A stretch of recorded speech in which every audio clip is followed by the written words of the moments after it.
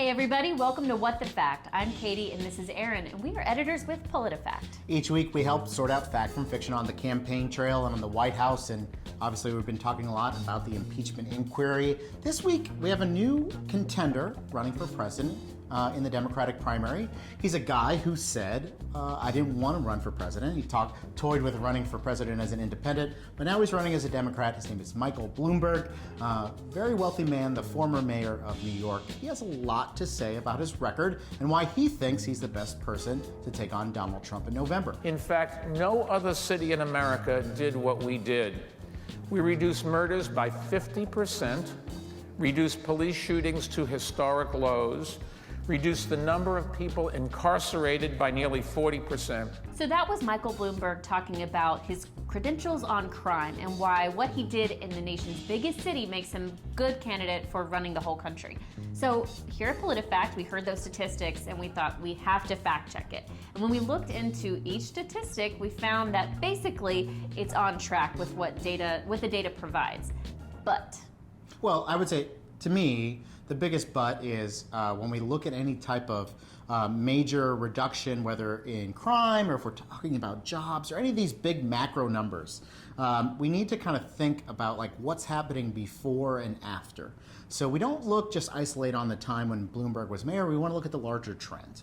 And the reality is when it comes to crime in the United States, this country has actually been seeing crime decline not just in New York, but across the country over a longer period of time than Michael Bloomberg's been mayor. So when you kind of see that evidence, see that downward trend that predates Bloomberg's time in office, you kind of wonder, well, is it really all him?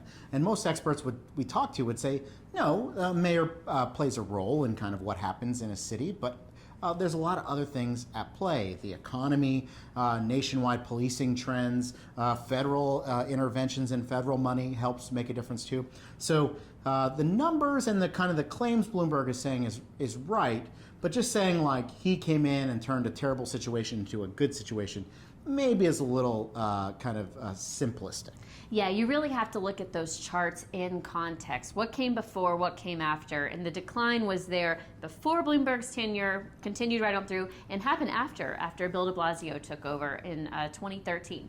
So because that extra bit of context is important, we rated Bloomberg's claim mostly true. Mostly true is not bad. It's a good rating. But it sometimes means the statement's accurate. We're just a little bit nitpickers, and so maybe we're just nitpicking a little bit. That said, we did wonder, what did he do on crime as New York's mayor? And to help us piece together that, we teamed up with Newsy, who are going to offer that context now.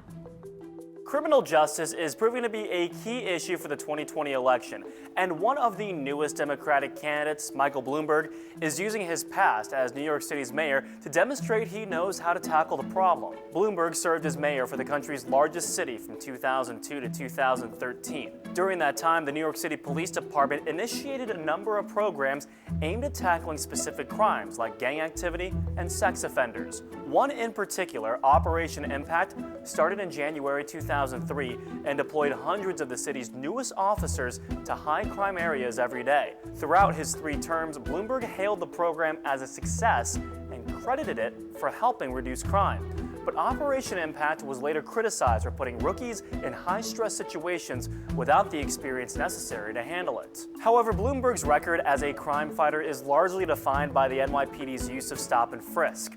That policy allowed police officers to stop, question, and pat down anyone they saw on the street that they deemed suspicious. Those stops dramatically increased during Bloomberg's tenure as mayor, hitting a high of over 685,000 in 2011. Only a small percentage of those stops resulted in an arrest. The tactic was heavily criticized for targeting minorities, but even after a judge ruled the NYPD stop, question, frisk policy unconstitutional in 2013, Bloomberg was still defending it. In an August 2013 op-ed for the Washington Post, he criticized the argument that police stops should mirror the city's overall demographics. He wrote, "By that flawed logic, our police officers would stop women as often as men and senior citizens as often as young people. To do so would be a colossal misdirection of resources. When it comes to policing, political correctness is deadly." 6 years later, and shortly before announcing his presidential campaign, the former mayor walked back his defense. In a November speech at a black megachurch in Brooklyn, Bloomberg apologized to the crowd and said the stop and frisk policy was wrong. The number of police stops started to decrease in the last 2 years of Bloomberg's term and continued to decrease once Bill de Blasio took over as mayor. But the dramatic reduction in police stops did not prompt an increase in crime. In fact, it's just the opposite. Crime rates continued to decrease in New York City after the NYPD stop and frisk policy was largely curtailed.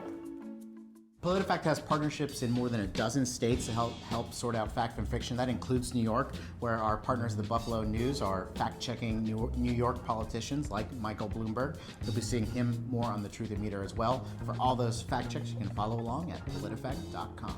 Until next week, I'm Katie and this is Erin. Bye.